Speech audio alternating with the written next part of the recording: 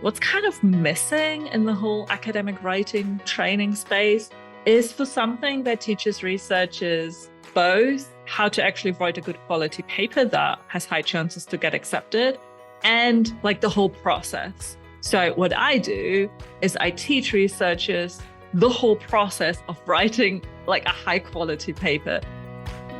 Welcome to the 37th episode of the Struggling Scientist podcast. This is a podcast by scientists, for scientists, anybody science adjacent, and perhaps even hobbyists. My name is Susanne and I'm here with my co-host, Jaron. Hi. Today we are interviewing Anna Clemens about scientific writing. She's an academic writing coach and we got in touch with each other after our previous episode on writing tips from our own perspectives. But this time we have a professional. We're gonna talk about scientific writing, some of the common mistakes authors make when writing, and obviously tips that she has for writing. So let's start. So Anna, welcome to the podcast. We are so excited to have you. Thank you so much. I'm also excited. So we always let our guests introduce themselves a bit. Could you tell a little bit about yourself? Do you have any interesting hobbies? Where do you live? Where do you come from? What did you study? Anything you want to share? Sure. So my name is Anna Clemens. I have a PhD in chemistry. I currently live in the Czech Republic in Prague. And I grew up in Germany, where I also did my undergraduate studies in Aachen. And then I moved to Sweden to do my PhD and ended up living there for like 6-7 years before I moved here to the Czech Republic. In terms of hobbies, I don't think I have anything particularly interesting, but I do love to spend time with my dog. So we love to go for walks and hikes and like be in nature as much as we can. I also play beach volleyball. I like to read. Oh, those are good hobbies. They're good hobbies, but they're not very interesting. Dogs are always interesting. Yeah, a dog is a full-time job. It can be, yeah. I'm currently trying to teach her tricks where she has to use her brain for, and that's actually quite interesting. Ah, nice. Yes. Okay. So could you also tell us a little bit more about your background in writing? You mentioned a PhD in chemistry, and I guess that it also involves a lot of writing. But I read that you also have a little bit of journalistic background there as well. Yeah, that's right. So I did a PhD in chemistry, and that's why I really, I guess, started to write, or rather I started to get published, right? I started to publish papers. And then I, well, how should I say? Maybe shall I tell you the whole story of how I ended up writing? So it's quite interesting because actually my PhD, and probably many PhD students relate, I didn't have the best time. I wasn't particularly lucky when it came to my supervisor, one of my supervisors, and it was I did an experimental PhD as well. So I was in a lab a lot with kind of fussy machines that sometimes would work, sometimes wouldn't. It was just a lot of effort to get data and to get results and all the things involved with it. It was a very, very frustrating time. And writing kind of became my refuge. So I had a path that was very, I guess, uncommon when I kind of looked around to my colleagues, because they didn't seem to like writing quite as much. And for me, it was like, I didn't know before that I liked writing so much. But when I got to write my thesis, so in Sweden, you do like a licentiate and a PhD thesis. So I had kind of a lot of thesis writing going on throughout my time there. And then, of course, papers and reports and things. And whenever I got to write, I was really in my element. And I was like, whoa, like, I felt so productive. And I was like, oh, look at that. There's like, I have got all the words on the page now. I even got like the section is finished now. Oh my God. Like, I don't know. It felt so good in contrast to my experience when I was in the lab. I had to deal with my one supervisor. So I also, I guess, what helped as well is I kind of got quite good feedback on it. Like, it was of course not perfect because I was just doing what I thought was right. I didn't have much training in it, but I kind of also figured, okay, what like kind of my intuition is about this is quite good. I think from an early stage on, I kind of understood how to communicate complicated concepts quite well, I think. So I got already good feedback on my PhD thesis as well from my committee, things like that, where you'll just like realize, oh yeah, maybe I'm good at this. And then because the PhD had been so draining, I was really just trying to reorient afterwards. So once I graduated, I was really like, told myself, okay, I'm gonna take some time to really trying to figure out what I want to do. Like I didn't have this thing in my head that was like, oh, I'm definitely going to continue in academia and do a postdoc, or oh no, I'm definitely going to do an industry job or something else. I just didn't know. So I allowed myself the time and to just look around and kind of reflect. And I had a job coach at one point as well to help me figure out things. And then it just became so clear to me, just like, stepping back and reflecting on things, that I wanted to do something with writing. So what I ended up doing was I was just freelancing and taking on loads of writing jobs, like anything that I could imagine I could do with like an interest in writing and like a background in science. I kind of tried to marry the two. And so I've wrote like profile pieces of researchers. I've wrote like news articles about new scientific discoveries. I helped like in science fairs. Oh, I did like all the things that came across my way. And then I was like, okay, so the only path I see to do this properly is by becoming a science journalist, or science writer, as they're sometimes called. So I applied for a internship with a popular science magazine. So they are the German edition of Scientific American, based in Germany, and they write in German. And I got the internship. So I was there for 6 months, learning the tricks of the trade, kind of getting things published, getting things out there. And it was really good. And I really managed to publish a few also longer pieces, a few features during that time. And once that was over, I continued to freelance for them. So I both edited for them. So I edited like the pieces that other writers would write. And I also wrote pieces myself, and I really, really loved it. And then I transitioned.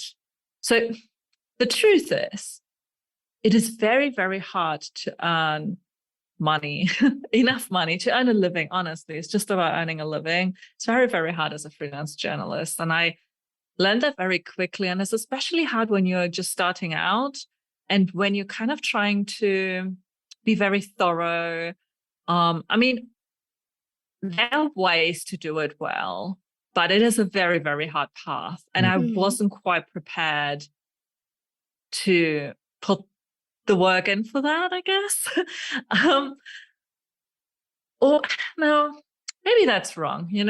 Sometimes you're like trying to rationalize like in your story in hindsight, and you try to see a path.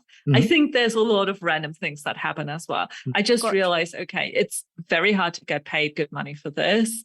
I need to do something else as well. And what I did was I edited manuscripts for researchers. And it's so funny because it's so different, right? It's like different style of writing. And it's editing, it's not writing. But honestly, I really, really, I still love doing that, because there's this like, it's like, to me, it's like, and the type of editing I did as well. I mean, I should say, and also how I still approach writing. It wasn't so much about like correcting commas, and like, it wasn't so much about the language, right? It wasn't like a language edit or copy edit. It's like very, very thorough. So I would really go in and like go deep into the story, deep into the structure, trying to like, uncover all of that. And that really is like a puzzle almost, where you like kind of try to connect all the pieces. And that's what's so fun. So I got into that, and yeah, this is how it all started, basically. It was a very, very long answer, but I guess it helps contextualizing how I got into all of this. Yeah, it's also really nice to hear about, like, there are so many people who don't know what to do after the PhD, right? So it's nice to also hear that part of the story. Like, how did you actually get into this? I actually had a side question regarding that, because you said for like that popular magazine that it was also in German, I believe.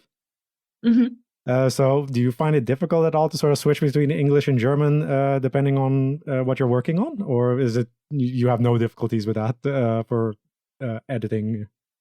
It's a very, very good question. To be honest, once I moved from Sweden to Germany. No, I moved to Czech Republic first, and then I went to Germany for half a year. But I'd basically, German was my weakest. So basically, I'm fluent in 3 languages, like English, German, and Swedish. And in Sweden, I basically didn't use my German basically at all, except for like, you know, not in a formal way anyway, just for like chatting a little bit, but even not that so much. So it wasn't very present. So to be honest with you, when I started this internship, I felt like an imposter because I could rarely string sentences together. I was so confused. It was so difficult to write in German all of a sudden. And it's funny because you always think, but German is like her mother tongue, so like native language. She must be really, really good at it. And it all came back to me, but it just goes to show how like dynamic languages are. And like it really depends so much on how much you use the language. And it all came back to me really quickly. But it was definitely funny and a challenge. And I would sometimes sit there and, you know, try to say something to a colleague of mine and not, you know, the word just wouldn't come to me. Like I kept having to say English words. I really struggled also. I mean, this is just an anecdote, but I really, really struggled knowing, you know, when to address someone formally and informally. In German, you have these like 2, like du and sie, depending on how like familiar you are with someone or how the hierarchy is. And I just couldn't do it anymore. I was like, you know, I totally forgot, because in English, you don't do that. And in Sweden, the hierarchies, it's a bit flatter. So you don't do that in the language as well. So that was kind of, definitely a challenge. Well, you recovered quickly. I think it's really nice to talk with a writing coach that really specializes in natural sciences and medicine topics, since I think it's quite a unique field, right? Writing papers. What do you think makes writing papers so hard for many people? Oh, it's a really good question. I think it depends. So I think writing is hard for many scientists, many researchers. And so what I found with the people I've talked to, that it's like different challenges at different levels. So when you're a PhD student or maybe a master, maybe even a postdoc, it depends. But if you're just like, if you don't have that much experience writing papers, the most common difficulty that I see is that they don't know how to start. Like they get told like, oh no, it's time to write the paper. So they go open their Word or their LaTeX or Scrivener or whatever program they use. They open the program, and then there's a blank white page. And they're like, oh, what shall I write? And then they stare at this blank document, and it's just not very motivating. So what happens is you procrastinate, then writing becomes this like, oh my God, dreaded thing. And yeah, from my perspective, it's not surprising it's that way, because very, very few PhD students actually get like really good, proper academic writing training. And almost never does it happen that they get told, oh, here's how you start writing. Here's what the next step is. Here's what comes after. Because I think with some people, even when they have written like hundreds of papers, they sometimes don't realize it's just how complex this task is, and that it can be really challenging to connect all the parts, all the different thoughts and results and data into like this nice, coherent document that someone actually wants to read. So yeah, I think PhD students commonly, I mean, they struggle in the process, and then maybe they complete, like they kind of manage to complete a draft. And it's usually quite painful. And then they give this like draft to their supervisor or advisor or whoever, co-author. And they then go, oh, No. no, you know what? Like it's like read all over, right? They change everything. Yes. Or maybe sometimes they even don't change everything at first. They just correct some commas. And then in the fourth draft, so they go like, oh no, I think we should like completely change the flow of this. Like figure 1 should actually be figure 4. And like, oh, the supplemental should actually be figure 1. Like it's just such a mess. And that's just so demotivating. And this is what I see in PhDs, like happening with PhD students a lot. It like, can really grind you down. When it comes to people who are faculty already, like they're already professors, often assistant professors, actually. That's us. Like, I guess these are like the two big groups of people I work with, like PhD students and assistant professors. Actually, postdocs as well. They're kind of in between. And for them, so for assistant professors, it's often that they have a backlog of papers. Many professors do, not only assistant professors. They've like done a lot of research, a lot of projects, collaborated with loads of people, but then they never really have time to actually write stuff up and like, submit it.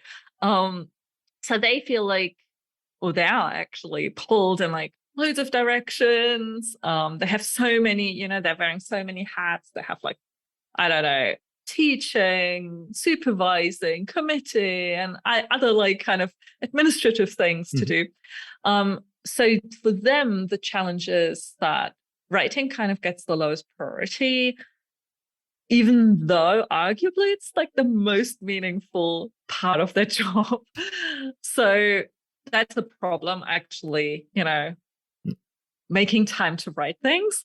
And the other problem is that, especially when you're like starting out without a big name attached on the paper, it's really, really hard to break into these top tier, high impact, high ranking journals.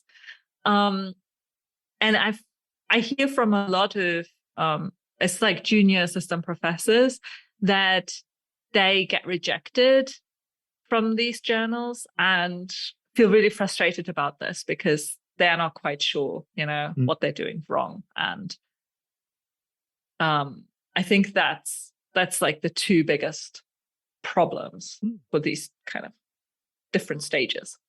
Okay. So given that, what kind of help do you normally offer people who come to you? What kind of what kind of questions do they reach out to you with? Do they often, after talking to them, do they sort of know already like that this is the problem that they're struggling with, or do you sort of figure it out for them? Like, this is, I think, what you actually need, or how does that work? So they say one of two things. They either say, writing papers takes me a very long time and I would like it to take less long. Or they say, and they say, I'm often getting rejected. How can I get my papers accepted? And this is indeed what I help them with. And I think I don't know, I don't want to sound so self-complimentary, but what I really like about the way I teach it is that like it combines the two struggles. Like this is something I really realized in this phase when I was editing a lot of papers, was that what's kind of missing in the whole academic writing training space is for something that teaches researchers both how to actually write a good quality paper that has high chances to get accepted, and like the whole process. So what I do is I teach researchers the whole process of writing like a high quality paper. So it's very like, what was very important to me was to break down every step, not just to say, okay, this is what the finished product looks like, because this is, I feel like, what lots of academic writing coaches or lots of training looks like. It's like so focused on, okay, that's the final product, as opposed to, okay, here's what you have to do first. I feel like nobody's really talking about this. So this was very important to me to do that. And I call this whole process the journal publication formula. Some people really hate this name. So I'm a bit shy about saying it, but other people love it, and it resonates with a lot of people because what researchers feel is that there is a formula and they just don't know it. They feel like there is like a black box. There is like something that some researchers have figured out who frequently get their articles published in these like big journals that they just don't have figured out. And this is what I named it like that. So basically I teach this formula, this method in my online course. My online course is called the Researchers Writing Academy. And I also run workshops, even though the course has a much bigger focus right now. And individual researchers can sign up for it. So it's really like you can sign up whenever you want. It's always open, and get a membership for 1 year and learn the method, get support from us, get support from the other members in the course. This is like the whole like concept. And is it mostly focused on paper writing or also thesis writing and that? So it's hyper focused on papers actually, because I broke down the process into this. Like I broke it down so granularly that it just like one-to-one applies to papers. But we have had actually, I remember one student or one member of the course, she used the course material to write her master thesis, and she actually graduated with a distinction or something like that. So it worked really well for her. I'm sure her research was really good as well. That usually helps. But yeah, you can kind of translate it to thesis writing, but it's very like focused on writing papers. Yes. Okay. I think the hardest thing about thesis writing is also that it's so much. Yeah, it's a giant project. Yeah. What would you say are the things that matter the most when you're writing a good journal publication? So I would say there are 3 things, and they're kind of easy to remember because they will start with a C. Okay. First of all, I think a good article, right? Like a well-written, what we call like a well-written article. To me, this is one. A well-written article is one that communicates your results well and also has high chances to get accepted. So they should be clear, concise, and compelling. So the 3 C's. And clear, so clear means there should be never like any ambiguity about what you mean. So there should never be a point where your reader misunderstands you, or where they have to spend like extra energy, extra work trying to understand what you mean. So that's clear. Then concise means your paper should be as short as possible. So you don't want to go on tangents, and you want to kind of tell this one story in the most compact way possible. You also want to really, it goes down to every paragraph, every sentence, even every word, like going to the length, like you as the writer, making the effort to analyze every word you're writing and asking yourself, is this needed here? Or is there a better word? Or can I maybe cut it out completely? Often we can cut them out completely. And sometimes we use like 2 words where there's one word that actually like super clearly describes something. So there's like loads of ways usually how we can basically cut down on length.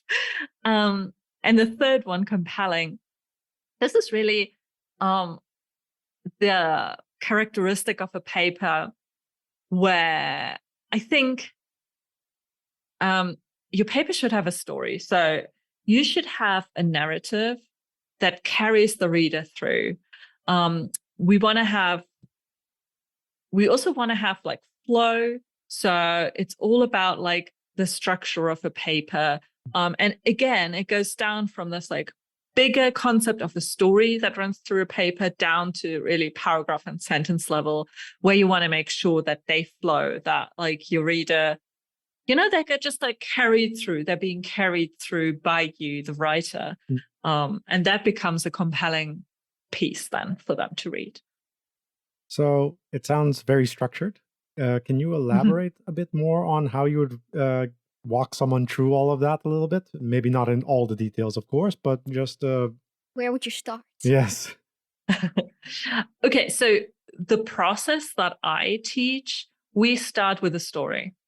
So what I see where a lot of academic writing training focuses is sort of something that I would do at the end, the linguistics. So they really don't matter so much. And as you said, what matters a lot more is the structure, I think, the structure of your article. And structure really just means like which information is presented and where is it presented. So really breaking this down requires you to be really clear on what's my story. So that's really step number one. Is like, what's the story? Okay, once you know that, good. Then you can go and outline your sections. Then you can go. I can give an example. For example, for the introduction section, what I recommend is you figure out something that I call like a broad problem in the field. And you figure out something that is a narrow problem in the field that your study solves. So then once you know these, and this is in the story step, so you figure these out in the story step, then in the second step, in the outline step, you take the broad problem, put it at the beginning of your introduction section. You take your narrow problem, put it at the end of your introduction section. And now you need to find a way to fill what's in between. And this is where outlining comes in. So you kind of you plan your paragraphs, you think, okay, how can I take the reader from the broad to the narrow problem? Break it all down. So it's all like the way I teach is very systematic. I love this like very systematic breaking, like, yeah, a very systematic way of thinking about writing instead of just sitting down and, type. Some people say, and maybe there's different people who prefer different things. But I don't know. My feeling is, and I really am not sure of like what's true. But my feeling is that many people would actually benefit from like just sitting down and thinking about, and it's not just thinking, right? You write as well, but you don't attempt to write anything that will become like the draft of your paper. You just write in order to develop your story. You're trying to figure out, okay, what is this like narrow problem that my paper solves? Super, super important thing to know when you want to tell a story. And so I think that instead of just like sitting down, so what I often hear is people say, oh yeah, I need to write the paper because then I know, like then it evolves and then I finally at some point know what story I want to tell. I just think that's a waste of time.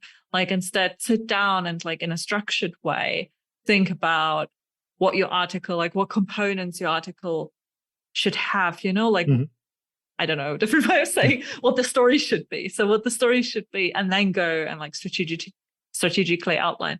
And I see this works very, very well with the members of my course. So they really do that and report back to me that it actually like saves them a lot of time doing that. Yeah, I don't know if I started on some tangent that I know. No, I definitely agree with like starting with the story. Yeah.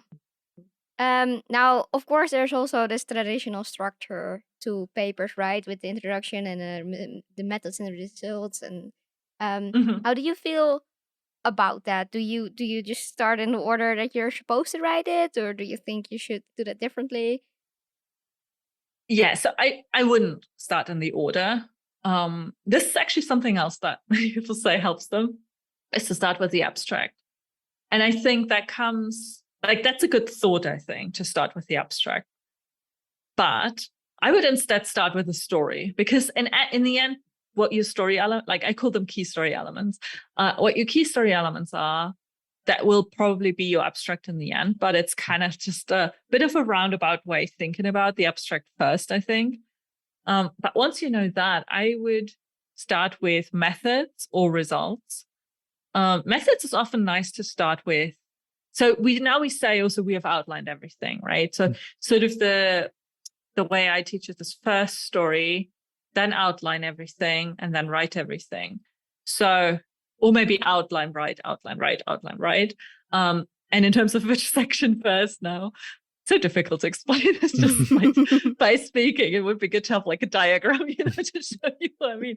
But definitely start with like what you did first, like your results, because that way you then build up the story, basically. I mean, if you've outlined everything, then you can start writing whatever you want to start. But in the outlining step, definitely start with the results. And methods. Methods is a bit on the side because it's usually most people don't have much problems writing the method section. No. So it's a nice way to start, right? If you want to get some quick win, do that. It's not a blank page anymore. Exactly. Yeah. Then it's not a blank page anymore. Then go to the results. And then I would say I would do the introduction then and then discussion. The reason is that the discussion is usually the most difficult one for most people in most research fields because it's a bit more free form.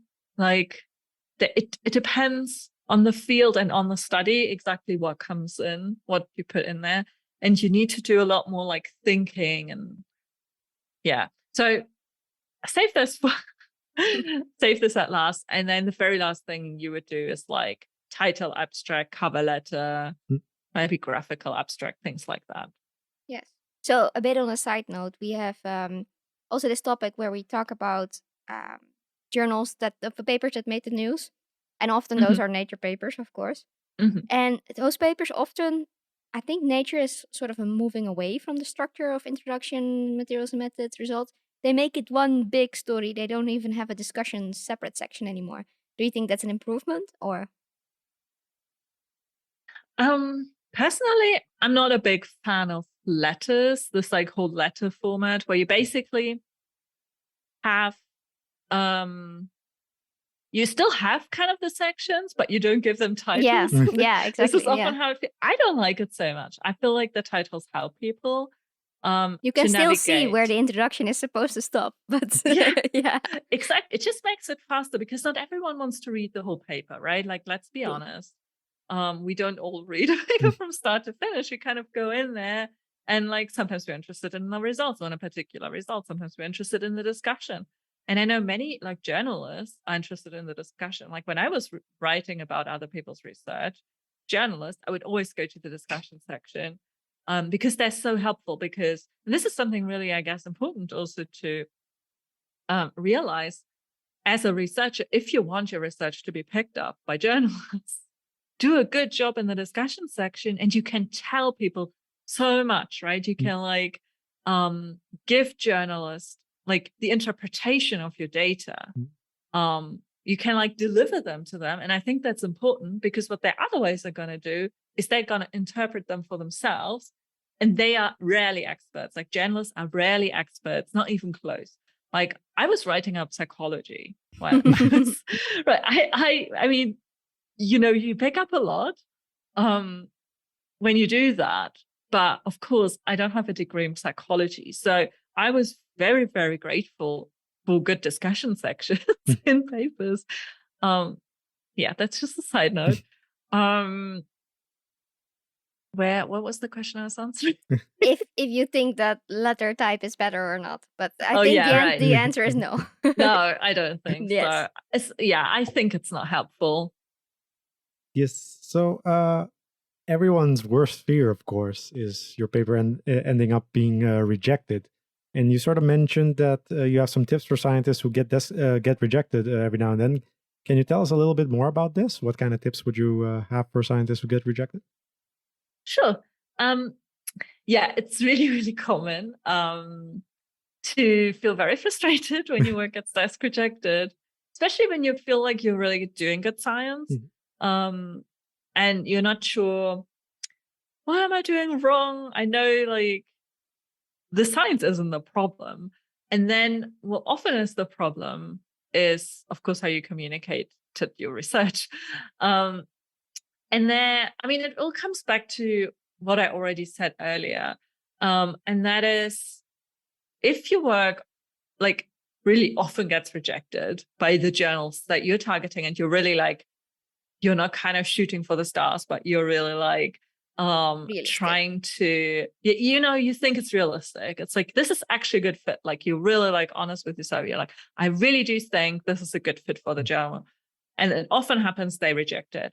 I mean, there's luck involved, right? So if you got rejected once, it doesn't mean anything. But if this often happens to you, then it's really likely that maybe you aren't telling a story. So maybe you aren't telling a story at all. Like, ask yourself this: am I telling a story? Secondly, maybe you're not telling a good story. Like, maybe the story is weak, or you're telling like a confusing story. And many researchers I see tell confusing stories because they're not very clear. And they kind of like, you need to tell one story, not like 2 or 3 parallel ones. And you need to tell the same story throughout every sentence, every part of the paper. Like, don't change the story halfway through, because that confuses readers. Well, the journal editor, so when you get desk rejected, it means that the journal editor rejects it. So, and what their task is to do is this a good fit for the journal? And is this research needed? And is it needed now? So these are the things you're trying to convince them of. And very important sections to do that. So the cover letter is super important, like not even part of the paper, but like so important. And so many researchers don't make good use of it, because there you can really sell your paper, like sell your paper. And I know scientists hate this word of this idea of selling, right? Selling your research, but it's not a bad, dirty thing. You're just trying to communicate like the 3 things I just said, like it's a good fit for that, it's a good fit for the journal, for the readership, that the research is needed, and that it is needed now to communicate that. And what editors also look at is the abstract, introduction, reference section, and also the discussion and figures, actually. So they look at a lot. They basically look at everything except for the text in the results section. I mean, it depends on the editor, of course, and on the journal, but they tend to not be so focused on that, because that's the reviewer's job, the peer reviewer's job, to analyze, is the methodology right? Do the results make sense? Like, they're not so concerned with that. They're really concerned with, the whole like relevance, the story, all of these things. So this is really where, like, the main thing is tell a better story, I guess, to get accepted, or to increase your chances. There's always, as I say, there's always like it's probability game in the end. Yes. So do you also have some tips for the procrastinators among us, like us? Yeah. So first off, I don't believe in like laziness or self-discipline. So I think if you're someone who procrastinates, I just for a second, I want you to stop believing in both of these things too, and just try to understand why you're procrastinating. So why are you not writing? What's the real reason? And like, laziness and lack of self-discipline are not reasons. So just like, go and like have a deep think, really trying to like uncover what may be behind that. And what I have found, talking to researchers and working with them, is that often it's really about they don't know what to do. Or, so what I also said about they don't know what the process should be, right? Like, what should be the first thing, the next thing. Or, and I also can relate to that very much. There are some like negative emotions that are connected with what we have to write. And that is often in like, relationships with your co-authors. They're so common. Like, and if you, the listener, as someone who experiences that, like, you're really not alone, because these co-author relationships are so difficult to navigate. And so many authors have problems with a co-author, and they are annoyed maybe because of some comments they received from them, or there's some like, unresolved issues in terms of like managing the whole process, or maybe you don't agree with something, or maybe like there's something going on with your supervisor, some back and forth, and you're just not feeling good about the whole thing. So this is kind of what I would do, is analyze like what is the real reason, and then, attack that. Okay, that's actually a really good tip, I think. Now, you also mentioned to us that you do not believe in writer's block. What do you mean by this, and what are your biggest tips to be able to sort of keep going when you sort of struggle with it a little bit? Yeah. Do you sometimes say that you have writer's block? There's something. Not really. Usually I just say that I'm so busy with other stuff in the lab. Yeah. So sometimes people reach out to me and they're like, oh, I have writer's block. You have to help me. And of course, like, it can feel really horrible to like have that and to feel that. And I don't want to like discount anyone's feeling. Like if you're currently feeling like you have writer's block, of course the feeling is absolutely real. But what I've found is that researchers are often kind of quick to diagnose themselves with writer's block. And it's just not so helpful, because when you say you have writer's block, that kind of suggests that is this thing that happens to you and they possibly can't, improve on, like you can't deal with. It's almost like this like higher power that took all the inspiration from you, and now you have this thing, writer's block. And actually it's a bit similar to the procrastination case. Like, I'd really invite you to ask yourself why you're really feeling this. Like, why are you feeling you have writer's block? And again, it may be because you don't know actually what to do.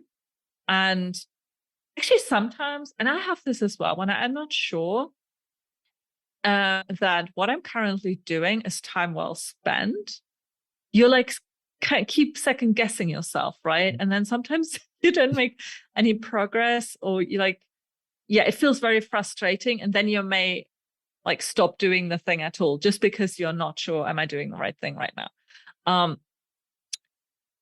But it could also be that just you're in the writing process and it's just difficult and it's just hard and you're feeling some resistance as you're trying to write your paper. And if you're feeling that, I just want to tell you, yes, this is what's going to happen, because writing is difficult. So writing, I think, is one of the most demanding tasks that our brains can do. Like, writing doesn't come natural to us. Talking comes natural to us, right? It's easy for us to talk, to communicate, for most of us anyway, to communicate our research and information in general by talking. But writing is a lot more difficult because our brains haven't evolved that way. So just knowing that it will be difficult, there will be resistance, and there's some days where it just doesn't go as well. It just doesn't flow. And honestly, maybe just stop then and try the next day again. Like, you don't also need to push yourself through a bad day. Like, you're not lazy, you don't like self-discipline if you don't push yourself. So just knowing that writing is difficult and that you need, like, there is a process to follow, and once you follow it and it's still difficult, this is what it is. And it will get easier. I think most researchers who say they have writer's block, they're often not so experienced writers. Okay, well, those are some really good tips, I think. We have talked about so many already. Do you have anything else that you want to tell our listeners about writing? I guess one more thing is get feedback early. So I kind of alluded to that earlier, but really don't write a whole draft on your own before discussing it with your co-authors. Like, go and discuss with them, agree on a story before you write the whole thing. Because otherwise it's just a waste of time and you end up having like an editing nightmare. Okay. Well, thank you so much for joining us this episode. Where can people find you or reach out to you? Any links that you want to share? Yeah, thank you. My website is annaclemens.com. So that's ANNACLEMENS.com.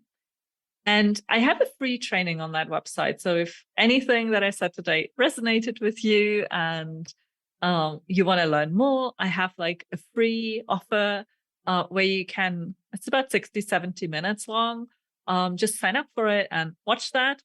There is, once you go on annaclemens.com, you'll see the button, or you can just type in annaclemens.com and then /training to get to the training page directly.